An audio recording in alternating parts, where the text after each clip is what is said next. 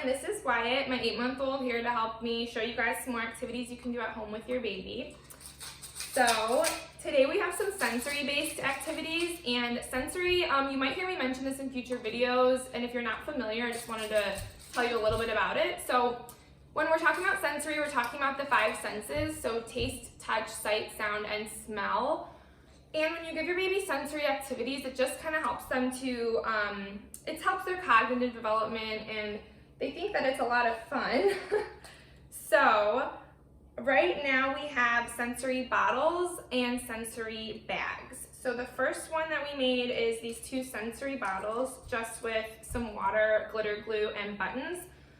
This is something that can grow with your baby. Like right now, he doesn't really shake it himself. I'll shake it and he'll show him, or he'll just kind of look at it, chew on it, he'll push it away and then crawl to it. But in the future, when he's a little older, I think he might enjoy shaking it himself and then like sort of watching the bubbles and the glitter settle. I just glued the lid shut on these ones for him. The other thing you can do is sensory bags. So I'm sure you've seen, there's a lot of ways to do these. I've seen people do hair gel, I've seen hand sanitizer, which I'm sure nobody wants to waste that right now. And you just put it in a bag. This is a reusable Ziploc bag, but you don't have to use one of these. You can use regular. Just make sure it's a heavy duty, or you can double up the bag. In this one, we just have water, and then those little water balls that grow when you put them in water. They're like squishy.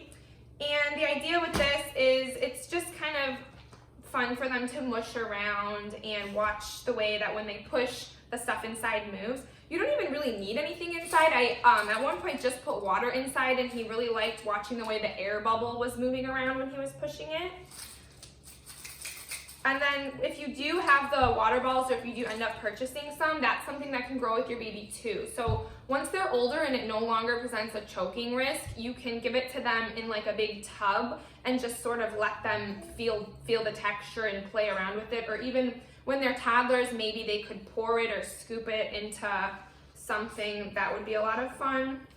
So the last activity we have is sound cylinders. So they're just small little bottles, small enough for your baby to easily hold in their hand and shake.